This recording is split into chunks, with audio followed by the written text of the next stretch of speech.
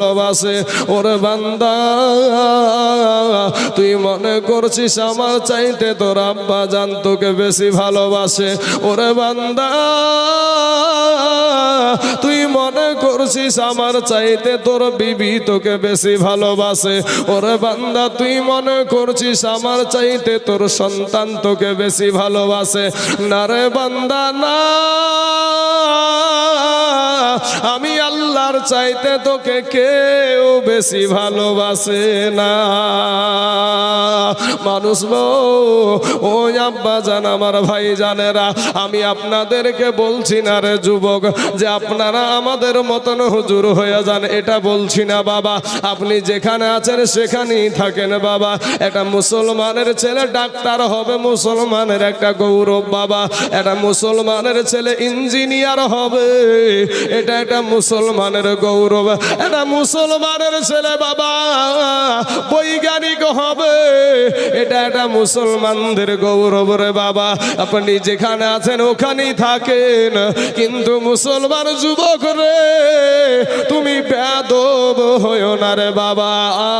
আমার নবীর আদর্শিত হইয়া যাও। আমার আল্লাহ কোরআনে বলছেন, লাকাদ কানা লাকুম ফি রাসূলিল্লাহি উসওয়াতুন হাসানা। আমার আল্লাহ সমগ্র জাহানের জন্য উত্তম আদর্শ দেওয়া হয়েছে আপনার আমার নবীর ভেতরে। জোরে বলেন সুবহানাল্লাহ। ও মুসলমান ভাইরে, আজকে আমেরিকার একজন বাবাজি বিধর্মী কেতাব লিখলো। কেতাবটার নাম হলো দা 100। ওই কেতাবে 100 মনীষীর জীবনী লিখতে গিয়া, ওই কেতাবটার 100 মনীষীর জীবনী লিখতে গিয়া উনি বলছেন যে আমি 99 জনের জীবনে কলঙ্ক পেলাম, কিন্তু মদিনার নবীর জীবনে কোনো কলঙ্ক পেলাম না। জোরে বলেন সুবহানাল্লাহ। আমার নবী আপনার নবীর নামটা বাবা 1 নম্বরে লিখায়া দিয়েছে। জোরে বলেন সুবহানাল্লাহ।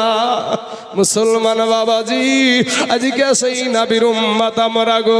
আমার নবীকে আমার আল্লাহ বলে, ওয়ামা আরসালনাকা ইল্লা রাহমাতাল লিল আলামিন। বাবা গো, আজকে আপনার জন্য রহমত হলো আমার নবী, নারীদের জন্য রহমত হলো আমার নবী। হে মুসলমান যুবক রে, আমার আদর্শ তো ভুল আছে রে বাবা, আমার আদর্শতে ভুল আছে। আপনার ইমাম সাহেবের আদর্শতে ভুল আছে, একজন মুফতি সাহেবের আদর্শতে ভুল আছে, একজন বাবাজি মুহাদ্দিসের আদর্শতে ভুল থাকতে পারে, কিন্তু বাবা গো আমাদের যিনি নবী, ওই নবীর আদর্শতে কোনো ভুল ছিল না। জোরে বলেন সুবহানাল্লাহ।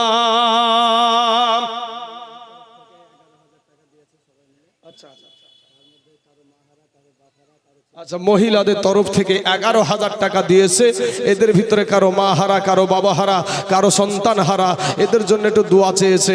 ইনশাআল্লাহ মাগো দোয়া করব, অবশ্যই দোয়া করব, দোয়া না করে নামবো না। মা জননী একটু আমাকে সবুর করেন, ইনশাআল্লাহ আস্তে আস্তে সব আপনারা পেয়ে যাবেন। এক্ষুনি যে আমি নেমে যাচ্ছি এরকম না, অবশ্যই হাত উঠিয়ে আমরা আল্লাহর দরবারে চোখের পানি ছেড়ে দিয়ে দোয়া করব। সকলে বলেন ইনশাআল্লাহ। বাবাজি আমার সোনা মানিকেরা, আপনি কেমন পোশাক পরবেন তাতে নবীজির আদর্শ আছে। আপনি কেমন পোশাক পরবেন তাতে নবীজির আদর্শ আছে ভাই। আপনি কেমন ভাবে বাথরুমে যাবেন তাতে নবীজির আদর্শ আছে। আপনি আপনার মা বাবার সাথে কেমন ব্যবহার করবেন তাতে নবীজির আদর্শ আছে। যুবক, আপনি মুরব্বী বাবাজিদের সাথে কেমন ব্যবহার করবেন তাতে নবীজির আদর্শ আছে। ইমামের সাথে মুসল্লিরা কেমন ব্যবহার করবে তাতে নবীজির আদর্শ আছে। হে বাবাজি সোনা মানিক আমার ভাই জানেরা, আর একজন ব্যক্তি দিয়েছে আপনার 800 খান টাকা।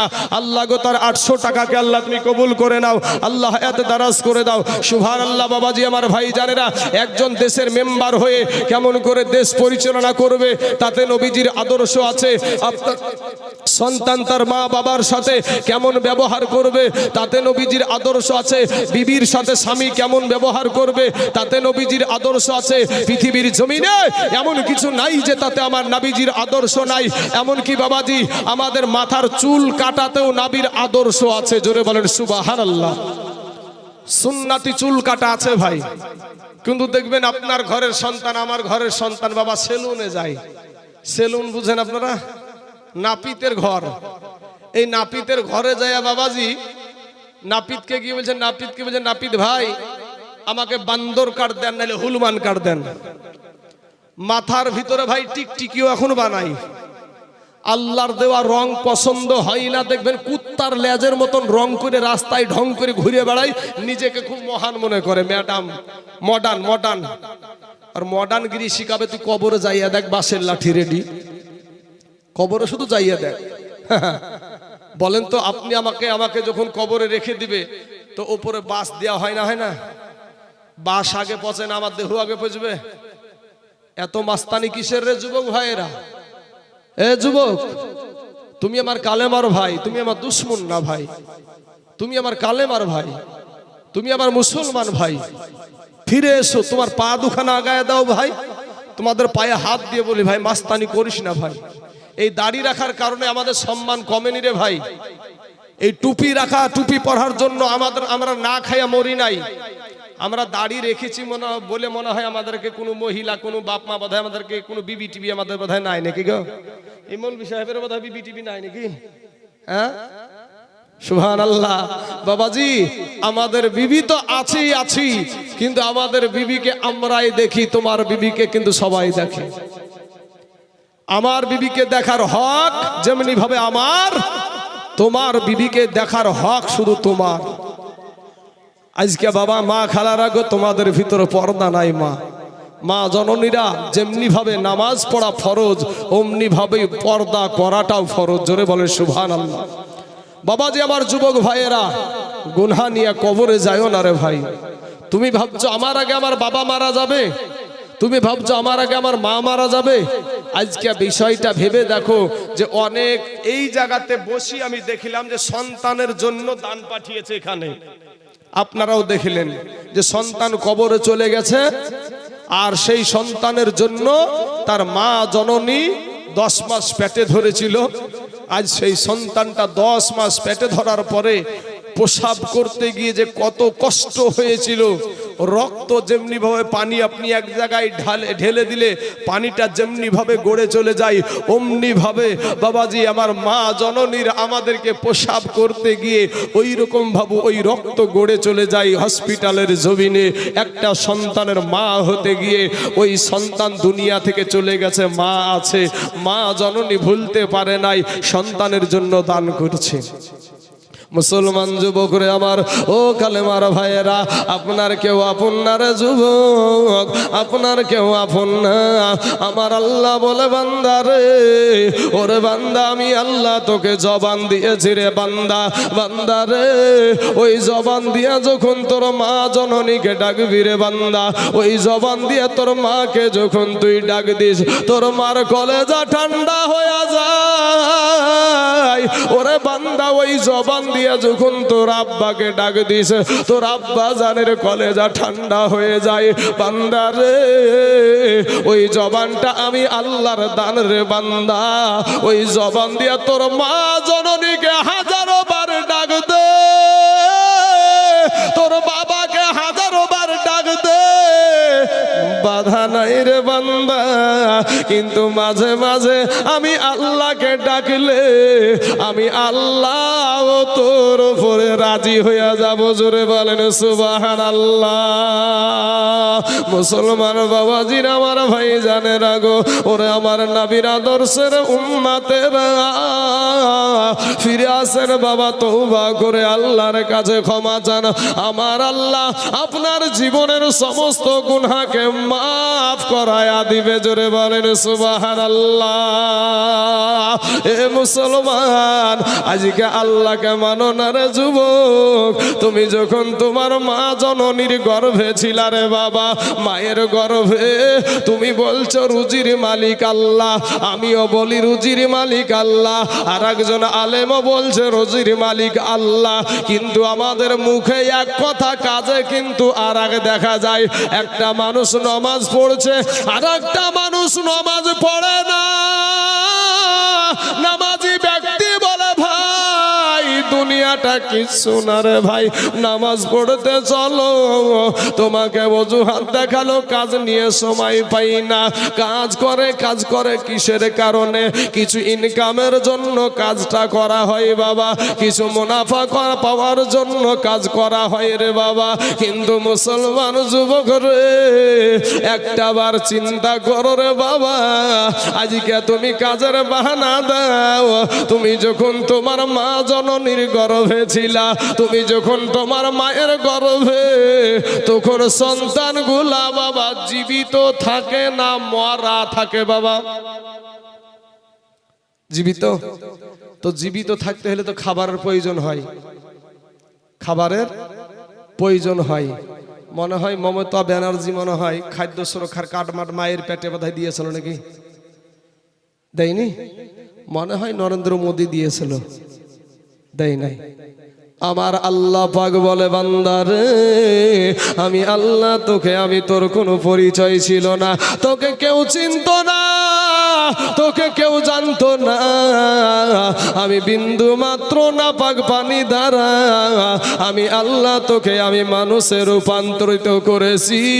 আর তোর মায়ের পেটে তুই কি খেয়ে বেঁচে রাখবি? দুনিয়ার কোনো প্রধানমন্ত্রী ভাবে নাই, দুনিয়ার কোনো মুখ্যমন্ত্রী ভাবে না, দুনিয়ার কোনো এমপি এমএলএ ভাবে না। আমি আল্লাহ তোর মা জননীর গর্ভের ভিতরে আমি তোর জন্য খাবার আমি রেডি করে রেখেছি। জোরে বলেন সুবহানাল্লাহ। আপনার বিটি আমার বিটি, আপনার মা আমার মা, মাসে মাসে অসুখ হয়, একটা হয় না ভাই? অসুখ হয়। পেটে যখন বাচ্চা চলে আসে অটোমেটিক কোনো ডাক্তারের প্রয়োজন হয় না, অটোমেটিক অসুখটা ভালো হয়ে যায়। কথা ঠিক না বেঠিক? এই অসুখটা কোনো ডাক্তারের প্রয়োজন হলো না। বিষয়টা কি, ব্যাপারটা কি? আমার আল্লাহর ফারিস্তা দ্বারা আপনার আমার নাভির সাথে আর মায়ের নাড়ির সাথে সেট করে দিয়ে ওই রক্তটা বাচ্চার শরীরে পুশ করে দিয়ে বাচ্চাকে মায়ের পেটে জীবিত রাখে। জোরে বলেন সুবহানাল্লাহ। মুসলমান ভাই, তুমি দুনিয়াতে এসেছো, আমার আল্লাহ বলে বান্দারে, তুই দুনিয়াতে যখন জয়ে চলে যাবি, তুই দুনিয়াতে কাউকে চিনবি না। তোর মাকে তুই চিনতে পারবি না, তোর বাবাকে চিনবি না, কাউকে চিনতে পারবি না। তোর পেটে ক্ষুধা লেগে যাবে, কান্নার আওয়াজ। বান্দারে, আমি তোর আল্লাহ, তোকে আমি আদর করে সৃষ্টি করেছি রে বান্দা। আমি তোর আল্লাহ, তোর মা জননীর বুকের উপরে আমি 2টা ফ্রিজ বসায়া দিয়েছি। জোরে বলেন সুবহানাল্লাহ। যে স্তনের দুগ্ধ খেলে বাবা ঠান্ডাও লাগে না, সর্দিও লাগে না, কফও বসে না, কিছুই হয় না। এমন একটা মেডিসিন যুক্ত, এমন একটা ওষুধ যুক্ত খাবার আমার মা জননীর বুকের উপর আমার আল্লাহ দিয়েছে, যেই দুগ্ধ খেলে সন্তানের কোনো অসুখ হয় না, বরঞ্চ মায়ের দুগ্ধটাই হলো সন্তানের জন্য আসল খাবার। জোরে বলেন সুবহানাল্লাহ। অথচ আমরা সেই আল্লাহকে স্বীকার করতে রাজি না। সেই আল্লাহকে মুখে বলি যে আমরা আল্লাহকে মানি, আমরা মুখে বলি নবীর আদর্শকে মানি। আমাদের আদর্শ কোন জায়গায় একটু চিন্তা করে দেখেন। আজ কোন নায়ক কেমন পোশাক পরেছে, আমাদের যুবকেরা ওই পোশাক নিয়ে পাগল। টাকা দিয়ে ছিঁড়া প্যান্ট কিনে না ভাই? টাকা দিয়ে। আর নায়িকারা, কোন নায়িকা মানে কোন মহিলা, টেলিভিশনে কোন মহিলা কেমন পোশাক পরেছে, সেই পোশাক পরে আপনার বিটি আমার বিটি, আপনার মা এইভাবে পোশাক পরে আজ দুনিয়াতে চলছে। ওরে নারী জাতি কমলতি কি বা মন্ত্র জানে, আর প্রেমের রশি গলাই দিয়া আস্তে আস্তে টানে। এই বাজারে শহরে আর পর্দাবিহীন চলে তারা করে ঝলমল। নারীরা নিজেকে আশেগে বানায়, দেশটায় আজ ধ্বংস হলো নারীর বেপরদায়। মা খালার আমার সোনামানিকে না গো, আজ নারীদেরকে অসম্মান করছি না মা, আপনাকে কষ্ট দেওয়ার জন্য বলছি না রে মা। মা গো, এমন একটা জামানা ছিল রে মা, এমন একটা যুগ আপনাদের ছিল রে মা, মহিলাদের কোনো সম্মান ছিল না, মহিলাদের কোনো ইজ্জত ছিল না, মহিলাদের কোনো মা খালা গো দাম ছিল না। মহিলাদেরকে হাটে বেচা কেনা করা হতো, মহিলাদেরকে জিন্দা দাফন করে দেওয়া হতো। এ মা খালারা গো, মহিলাদেরকে ওই নর্দমা থেকে তুলে আমার দয়ার নবী সম্মানের জায়গায় বসায়া দিয়েছে। জোরে বলেন সুবহানাল্লাহ।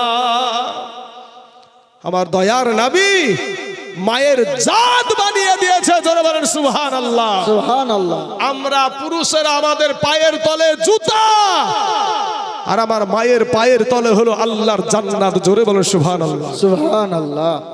বুঝলে বুঝ পাতা, না বুঝলে তেজ পাতা বাপ। এমনও যুবক আছে মাকে মা বলে ডাকে না, সমাজে আছে না নাই ভাই?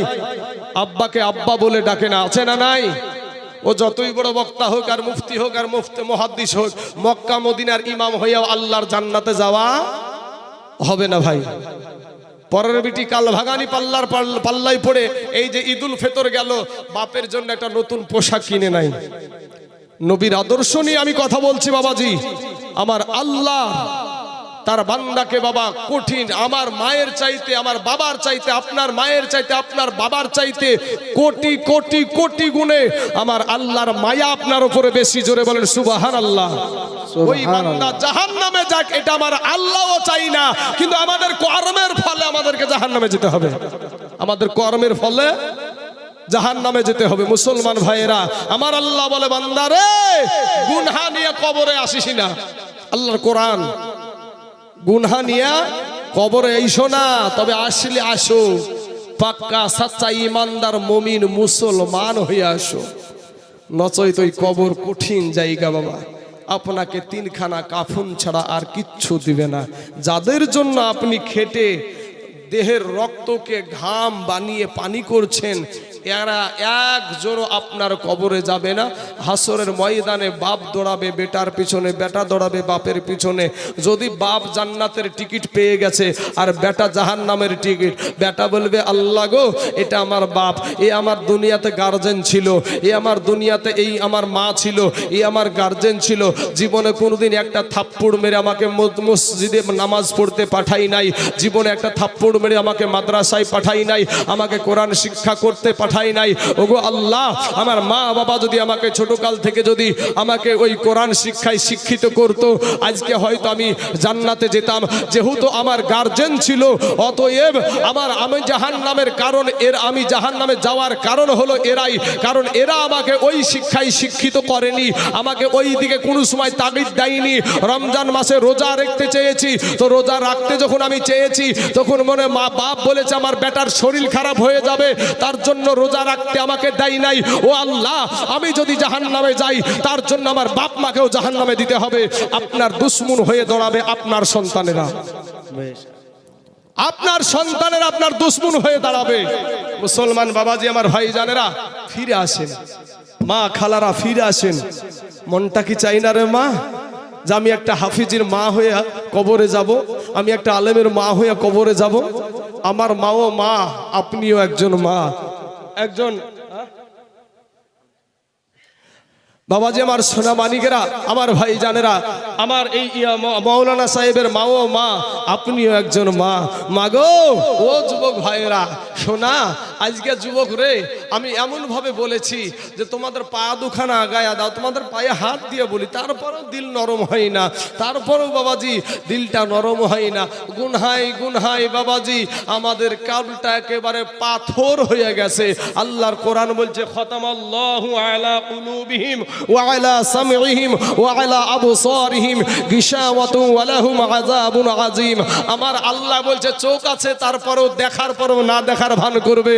কান আছে শোনার পরেও না শোনার ভান করবে, ওয়ালাহুম আযাবুন আযীম, তার জন্য বাবাজি বড় আযাব রয়েছে। আমার আল্লাহ বলছেন ওয়ামিনান নাসি মান ইয়াকুলু আমান্না বিল্লাহি ওয়া বিল ইয়াউমিল আখির ওয়া মা হুম বিমুমিনিন। আমার আল্লাহ বলে এমন কিছু মানুষ হবে যারা আল্লাহকে স্বীকার করবে এবং আল্লাহর আখিরাতকেও স্বীকার করবে, এরপরেও তারা মুমিন না, এরপরেও তারা কমিন। ভাই শোনা মুসলমান, আমার আব্বা জানেরা, এই ইসলামটা এমনি এমনি আসে নাই। যুবকেরা ভাইয়েরা, আজকে তোমার জন্য আমি একটা ঘটনা মনে পড়ে গেল 5 মিনিটের জন্য। বাপ, এই 5 মিনিটের এই ঘটনা বলবো আপনাদের সম্মুখে। যুবক ভাইয়েরা, তোদেরকে আমার একটা অনুরোধ ভাই, তোরা ফিরে আয় ভাই। তোদের ভাই কেউ নাই রে, আমাদের কেউ নাই। আমি তাইজুল ইসলামকে যদি ইসলাম ধর্মের জন্য, এই মসজিদের জন্য, মাদ্রাসার জন্য, এই গোরস্থানের জন্য যদি আমাকে গুলি করে মেরে দেয়, আমার এক ফুটাও বাবাজি কোনো আফসোস নাই, আমার এক ফুটাও কোনো আফসোস নাই। কসম খোদার বলছি, আমি যদি ইসলামের জন্য বাবা শহীদ হতে পারি, আমার সন্তান তো আমি যখন মারা যাব, এখানে যদি এখনই মারা যাই, এত টাকা ইনকাম করিয়া যাই করি না কেন বাবাজি, সব তারা ভক্ষণ করবে, আমার সাথে টাকা দিবে না, পয়সা দিবে না, আমাকে 3খানা কাফন দিয়ে কবরে শুয়ে আসবে। আমার বিবি, আমার বাপ, আমার ভাই, তারা আমার জিনিসগুলা ভক্ষণ করবে, তারা আমাকে 3খানা কাফন দিয়ে কবরে রেখে আসবে। এই দুনিয়াটা কিচ্ছু না বাবা। আল্লাহর নবীর সাহাবী, মুতার প্রান্তরে যুদ্ধ হবে, লড়াই হবে। যুবক, আজ তোমাকে ডাকার পরও আমরা পাই না রে ভাই, তোমরা আমাদের পাশে আসতে রাজি না। তোমাদেরকে নিয়ে যে আমরা গর্জন দিয়ে কথা বলবো, আজ তোমরা আমাদেরকে থেকে দূরে সরে চলে যাচ্ছ। তোমাকে দেখলে মুসলমান না হিন্দু বুঝাই যায় না, মুসলমান না খ্রিস্টান বুঝাই যায় না। তুমি একটা মুসলমানের ছেলে, তোমার বাবা মুসলমান, তোমার মা মুসলমান।